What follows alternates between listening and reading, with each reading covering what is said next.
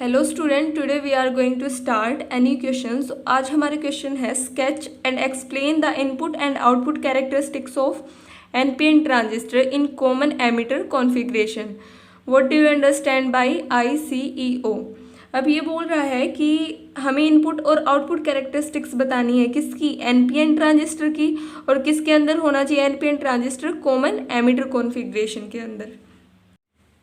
देखो, जो हमारा CE कॉन्फ़िगरेशन है वो क्या होता है, जहाँ पे हमारा एमीटर इनपुट और आउटपुट दोनों साइड कॉमन हो उसको बोलेंगे हम CE कॉन्फ़िगरेशन, यानी कि कॉमन एमीटर कॉन्फ़िगरेशन। जो हमारा E है वो ग्राउंडेड है तो इसको बोलेंगे ग्राउंडेड एमीटर कॉन्फ़िगरेशन।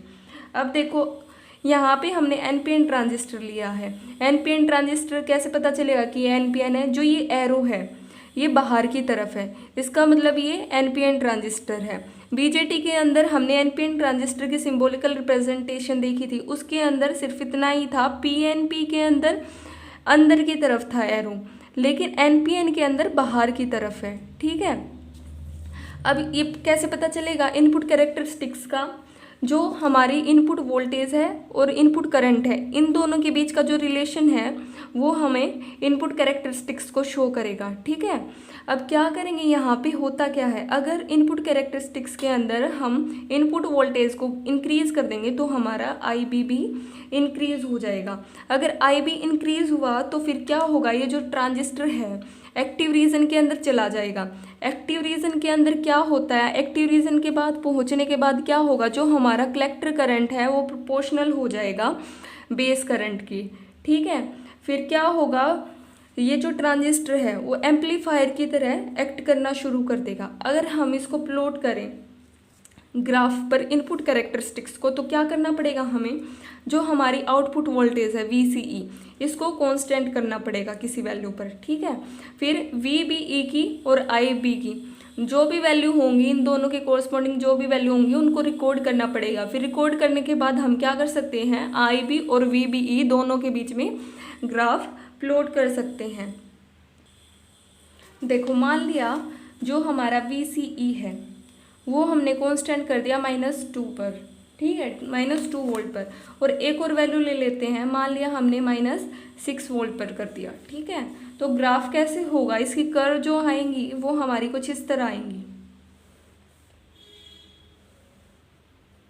ठीक है, ये हो गया IB VBE, इन दोनों के बीच में ग्राफ। ये मान लिया हमारी 2V पर आई है, ये मान लिया हमारी 6V पर। कर्व थी, ये क्या शो करेंगी, जो हमारा IB है बेस करंट है वो VBE के साथ VCE की डिफरेंट वैल्यू पर, आउटपुट वोल्टेज की डिफरेंट वैल्यू पर कैसे वेरी कर रहा है। ठीक है, अगर हम आउटपुट कैरेक्टरिस्टिक्स की बात करें तो उसके अंदर क्या था, जब हम VCE को बढ़ा रहे थे तो हमारा जो IC था वो डिक्रीज हो रहा था। ठीक है, और जो IC डिक्रीज हो रहा था तो क्या हो रहा था, जो हमारा ट्रांजिस्टर था वो कहाँ पे पहुंच गया था, सैचुरेशन रीजन के अंदर। सैचुरेशन रीजन के अंदर जो हमारी आउटपुट वोल्टेज है वो लो होती है। फिर क्या होगा, जो हमारा ट्रांजिस्टर है वो स्विच की तरह एक्ट करना शुरू कर देगा। और अगर हम इसके आउटपुट कैरेक्टरिस्टिक्स को अगर प्लॉट करें तो क्या करना पड़ेगा, अगर इसका ग्राफ प्लॉट करेंगे तो क्या करना पड़ेगा, जो ये हमारा IB करंट है इसको कांस्टेंट करना पड़ेगा। फिर किस किस के बीच में ग्राफ प्लॉट होगा, IC और VCE के बीच में। इसको कांस्टेंट करने के बाद जो हमारी IC और VCE की कोरस्पॉन्डिंग जो वैल्यू है उनको रिकॉर्ड करना पड़ेगा। उनको रिकॉर्ड करने के बाद कुछ इस तरह की कर्व मिलेंगी हमें। देखो, आउटपुट करंट और आउटपुट वोल्टेज के बीच में हमारे कुछ जीरो पर मान लिया ये आई है, ये हमारा हो गया cut off region. Cut off region क्या होता है, जहाँ पे कोई भी करंट फ्लो नहीं होता। 40 पर चेक करने के बाद क्या होगा, ये एक्टिव रीजन में होगा। जो ये वाला जो रीजन है ये हमारा सैचुरेशन रीजन होगा। ठीक है, ये जो हमारी कर्व आई है ये क्या शो करेंगी कि हमारा जो कलेक्टर करंट है कैसे वेरी कर रहा है वोल्टेज के साथ, आउटपुट वोल्टेज के साथ, किसकी डिफरेंट वैल्यू पर, बेस करंट की जो हमने कांस्टेंट वैल्यू रखी है उनके ऊपर, उनके साथ कैसे वेरी कर रहा है।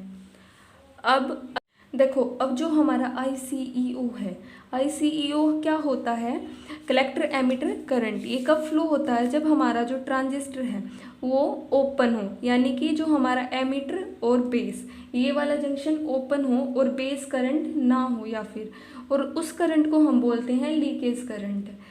यानी कि ICO को हम लीकेज करंट बोल रहे हैं यहाँ पे। और क्या है, जो ICEO है वो IC से काफ़ी ज़्यादा छोटा होता है। और ये जो करंट है हमारा, ये रेडिएशन की वजह से, टेम्परेचर की वजह से और डिवाइस की एजिंग की वजह से इंक्रीज हो सकता है। इसलिए क्या होता है, जो ICO को कंसीडर करना ज़रूरी होता है जब भी हम सर्किट को डिज़ाइन करते हैं।